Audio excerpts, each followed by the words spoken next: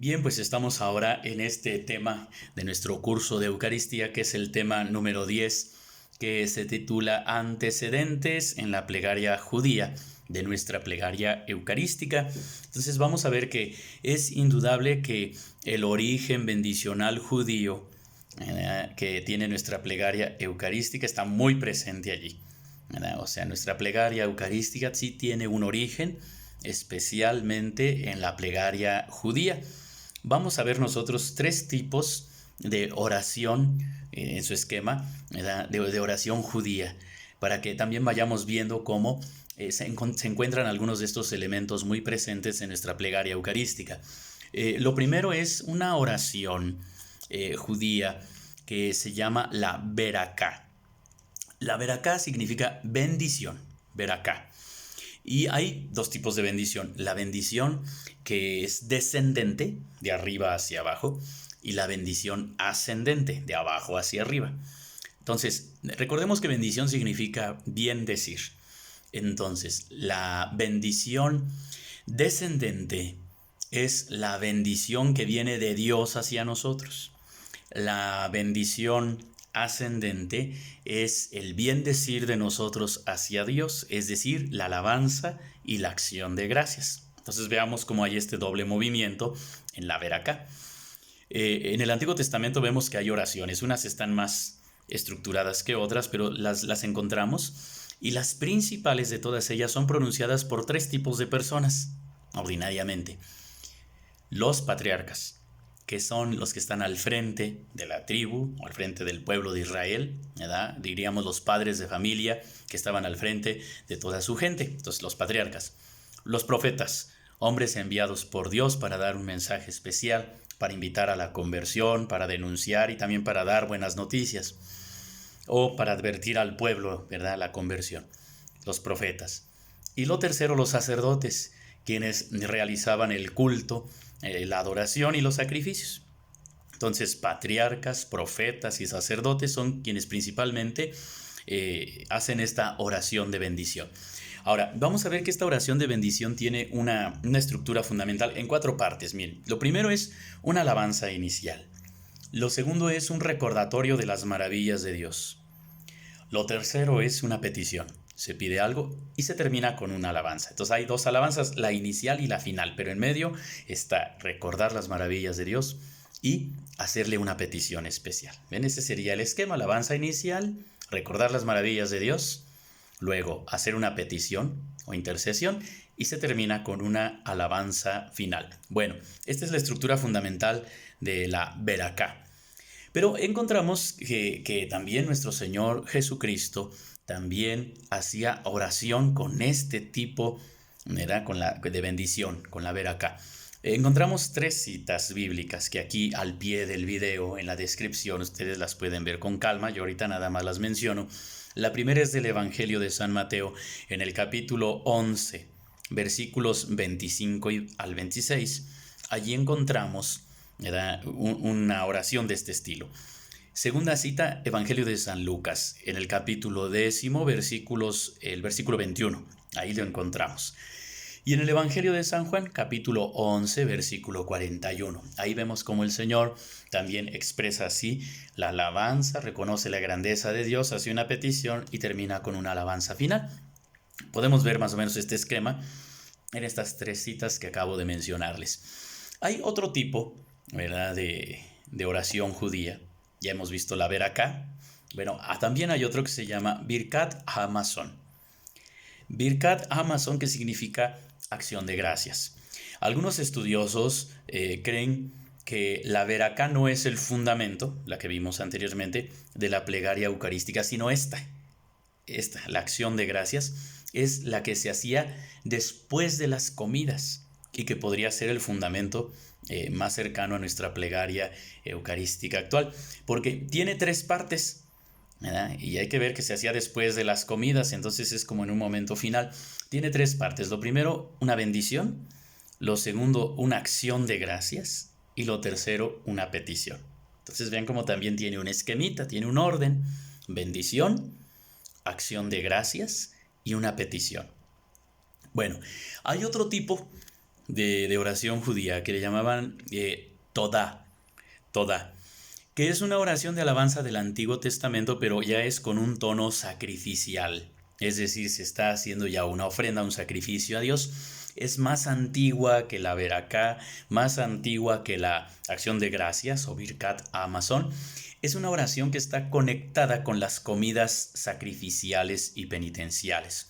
Se reunía todo el pueblo, se sacrificaba un animalito ordinariamente, porque también podía haber el sacrificio de frutos o de pan, como en muchas culturas se vio, pero aquí propiamente los sacrificios, recordemos que ordinariamente eran de animales.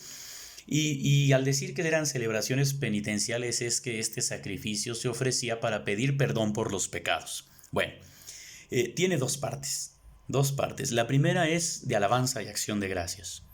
La segunda es petición y súplica.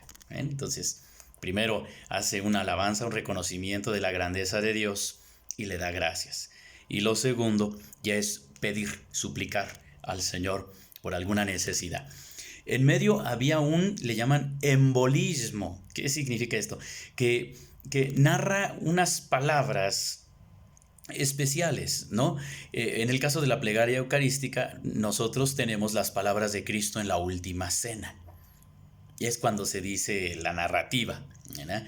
El Señor Jesús, estando con sus discípulos, tomó pan, ¿verdad? O sea, narra el ambiente y después las mismas palabras de la consagración, ¿verdad? Esto es mi cuerpo, esto es mi sangre. Bueno, entonces ahí lo encontramos. También es otro tipo de plegaria judía, toda, ¿verdad? Que se hacían estas comidas sacrificiales, que tenía alabanza y acción de gracias y petición y súplica. Bueno, es muy difícil encontrar cómo se fue desarrollando la plegaria eucarística a partir de las plegarias judías. O sea, aquí tenemos todas las plegarias judías y aquí la plegaria eucarística, pues es muy difícil ver cómo se pasó de una a la otra.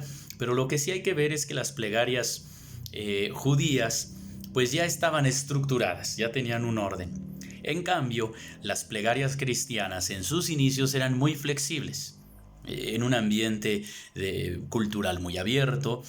Además, lo único que parece seguro es que la plegaria cristiana, pues eso sí, es que es heredera de la plegaria judía, pero vamos, imagínense, habría que ubicarnos en el tiempo y en el lugar y en tantas generaciones que fueron viviendo pues esta transformación de la plegaria eucarística, con su origen pues en una plegaria judía ya bien estructurada.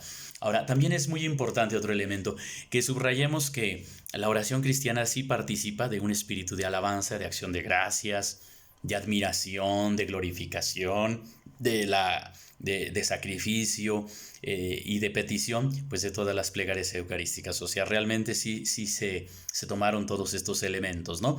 El pueblo de Israel sabía rezar y nosotros pues hemos heredado ese espíritu también de oración. Y pues también hay que ver que las plegarias judías y nuestra plegaria eucarística pues tienen una importante característica que se llama antropocéntricas, es decir, antropocéntrico significa que ponen al hombre, al ser humano, en el centro, pero son también teocéntricas, ponen a Dios en el centro al mismo tiempo. Entonces, muy importante, se toma en cuenta el elemento humano y el elemento divino a la vez, tanto en la plegaria judía como en nuestra plegaria eucarística.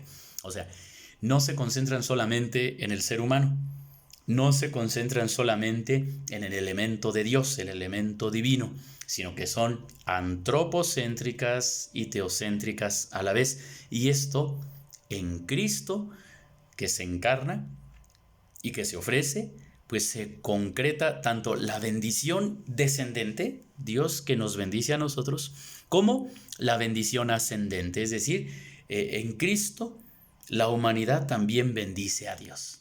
Vean qué misterio tan profundo, pero también tan completo y tan bonito, en el cual vemos como en la plegaria eucarística el hombre es bendecido por Dios y Dios bendice abundantemente a toda la humanidad, pero también la humanidad eleva una bendición hacia Dios de alabanza pero ya ni siquiera es una bendición puramente humana, también es una bendición divina porque Cristo, encarnado, verdadero Dios y verdadero hombre, se ofrece a Dios. Entonces es el sacrificio perfecto que toma en cuenta el elemento humano y el elemento divino y lo ofrece. Y entonces por eso es un sacrificio perfecto. Bueno, pues hemos visto en esta ocasión estos antecedentes de la plegaria judía en nuestra plegaria eucarística, y esto nos ayuda a comprender todavía mejor cómo las palabras de alabanza, de súplica, la bendición que viene de Dios y la bendición que elevamos a Dios con nuestra acción de gracias, pues vemos cómo nuestra plegaria eucarística tiene todos estos elementos tan profundos que hemos heredado de la oración judía, claro, con sus propias características ya venidas pues de nuestra fe cristiana. Pues para la siguiente ocasión, con el favor de Dios, tendremos nuestro siguiente tema, que será estudiar propiamente el canon romano y las plegarias eucarísticas nuevas que tenemos ahora en nuestro misal romano. Es decir, vamos a ir avanzando, vamos a ir conociendo estos elementos de la Santa Misa, como la celebramos actualmente, y vamos a estudiar un poquito qué es el canon romano, esta plegaria eucarística que es popularmente conocida como el número 1, y las nuevas plegarias eucarísticas que tenemos en nuestro actual misal romano, recordando que lo estamos estudiando desde el punto de vista teológico, no litúrgico, ¿verdad? Pero que nos va a ayudar mucho a poder también celebrar siempre con más dignidad, pero sobre todo con más amor. Pues gracias y nos vemos en el siguiente tema. Hasta pronto.